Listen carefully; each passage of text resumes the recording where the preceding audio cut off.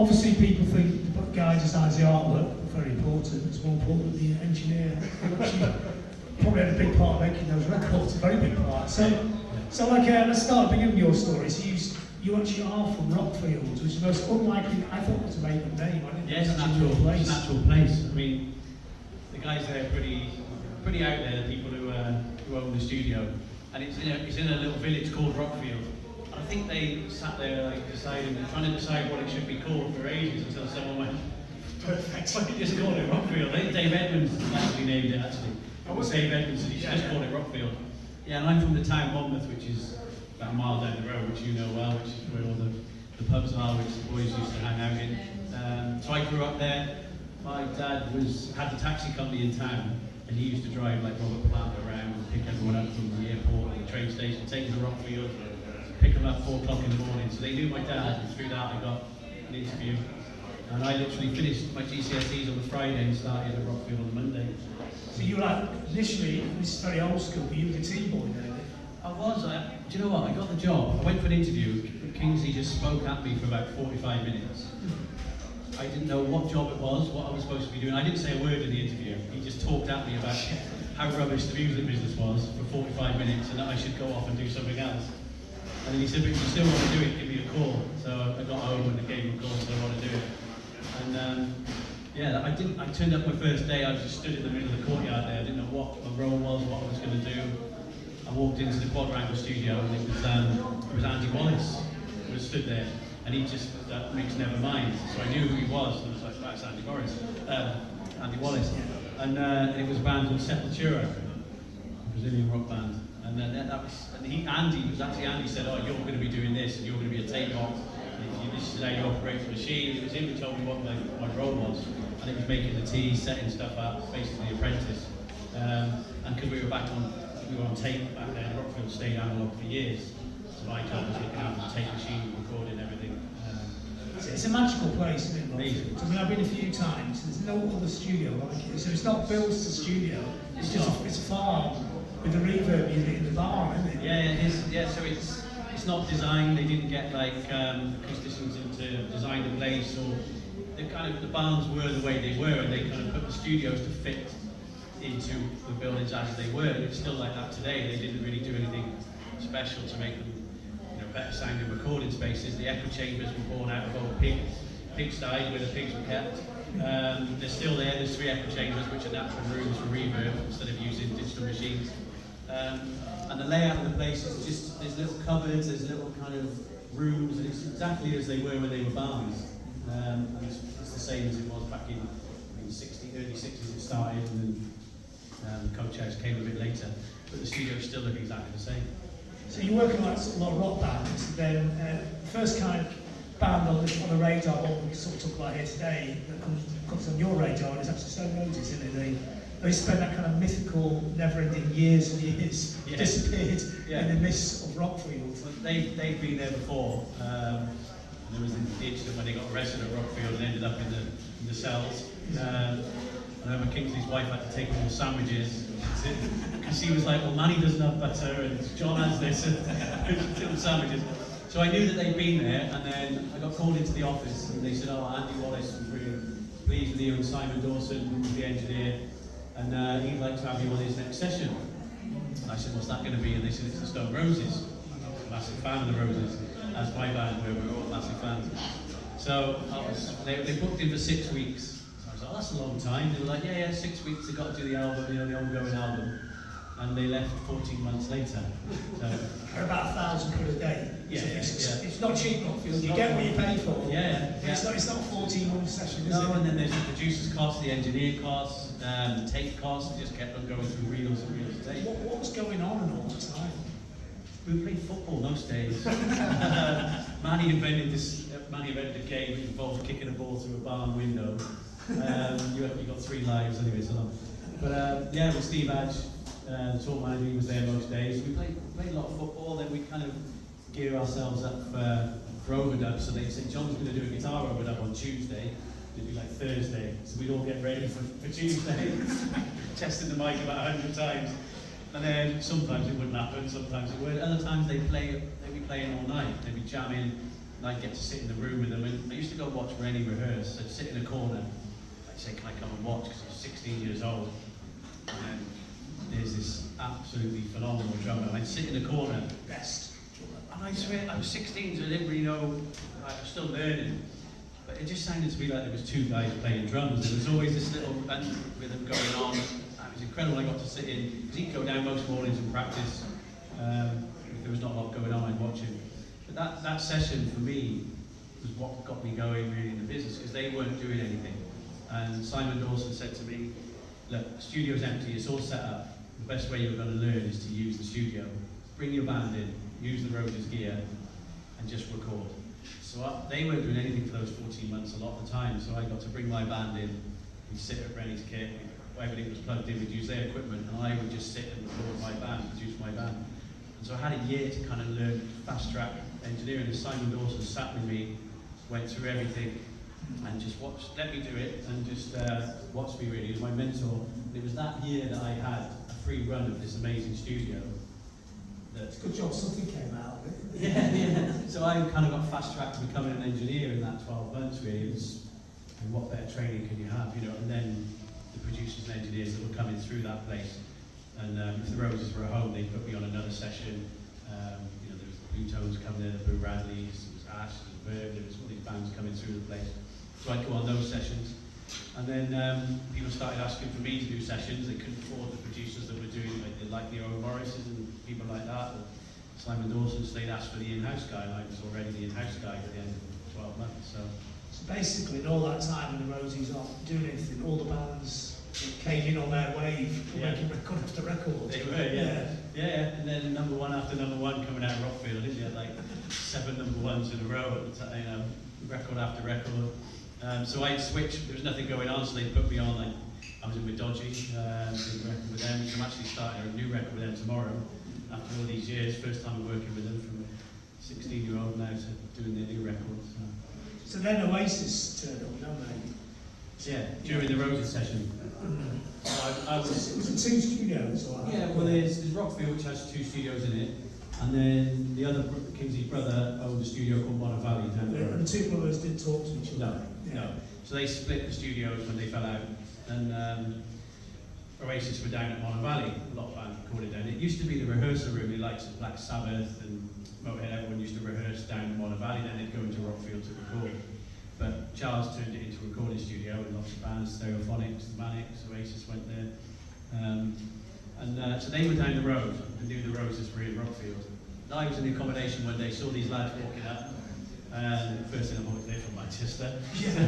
So they came up, and it was Liam, Tony was there. It was just them 2 first of all. They had a cassette. He said, can you give this to Ian Brown? Told me that we were in Oasis.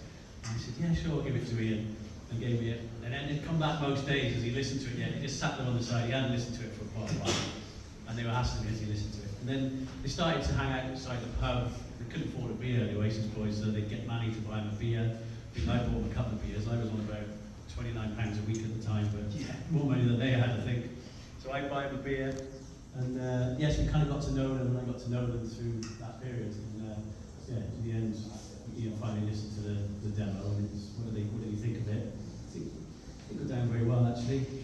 You know, obviously the album got down, but it's great songs. The first thing we thought was great songs. But, yeah, and so is it about a year later they come in, start recording at Rockfield? Yeah, because obviously they'd seen the Roses there. They that was their aim for the next album. We've done Mono Valley, we've done the other studios they've been to. They just wanted to do Rockfield for the next album. So by this point I was working for Owen Morris, because I'd done the Ash record with him. So I was working full time with him then. But they asked for me anyway on the session. They said, oh, I want the guy who's working with the Roses, and knowing I was working for him anyway. So that was when they came in for What's the Story.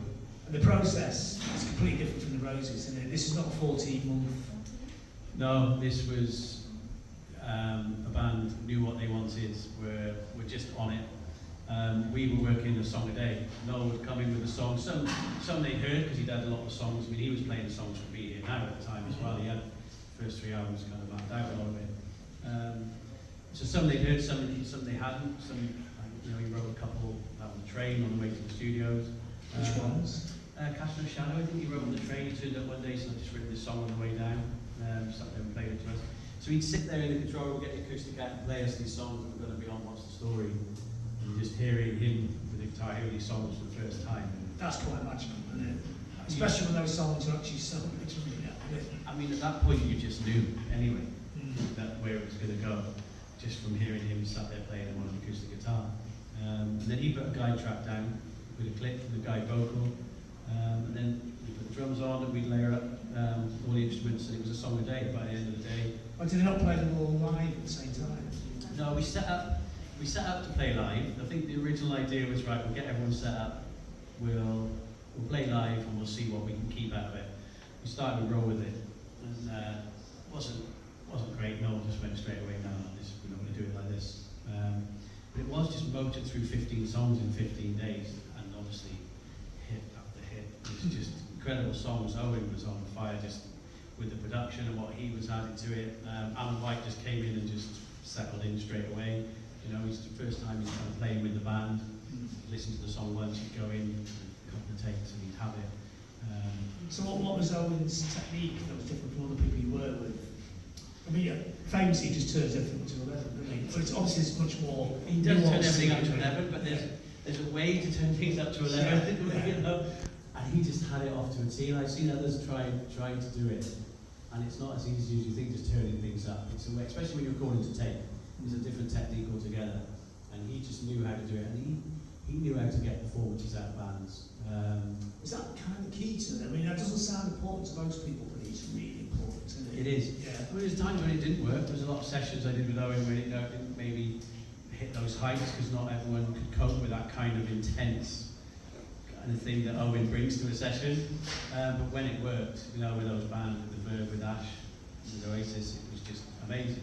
Was he kind of doing like mad stuff, like set off fire incisions yeah, on the desk, just vibing it up? Yeah. It's mental. You know? So I used to dread the starts of albums sometimes, because he'd come in and say, "Oh right, this album's going to be a speed album, bag of speed, and that's what it's going to be for this album." I'd be like, "Which one's it going to be?" You know. So it'd be Mushrooms, I think was one.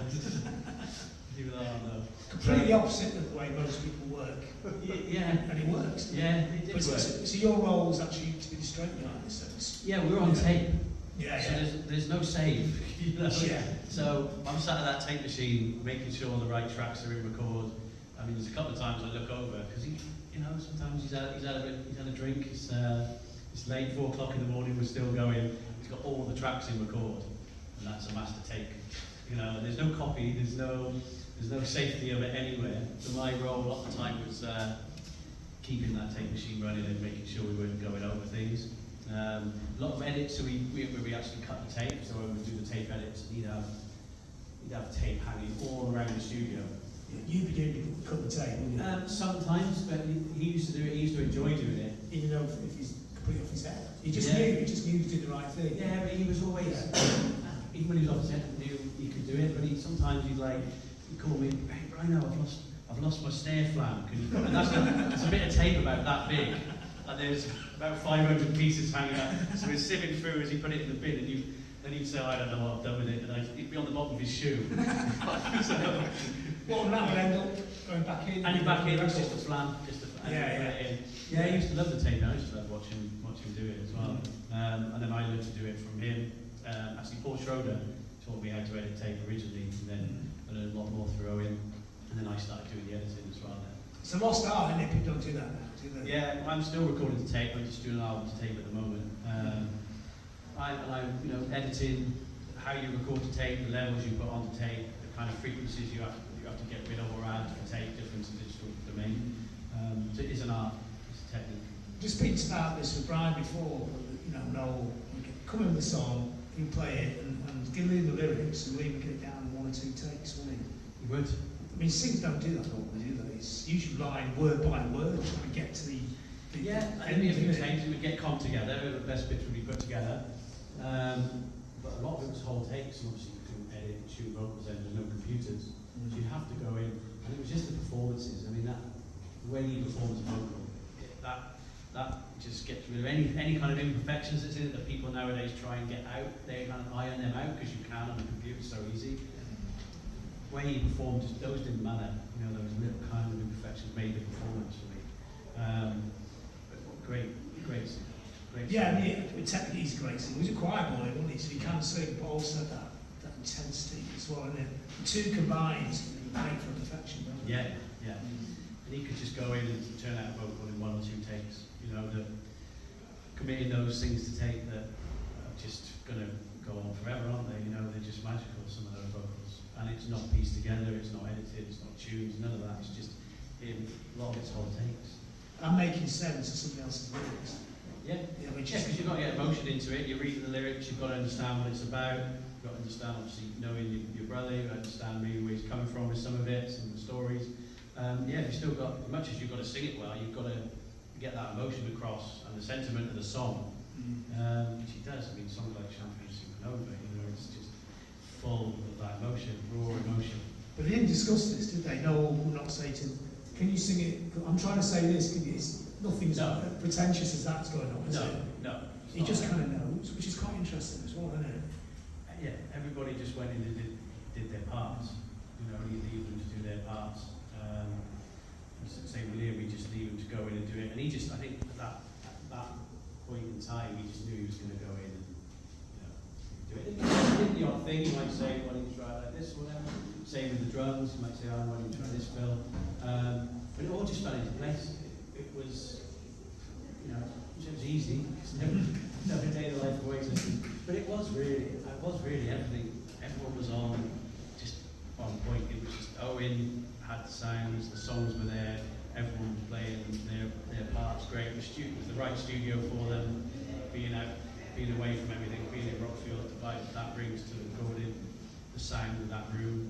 It all fell into place. To do a song a day of songs like that, people struggle for weeks to try and get that now.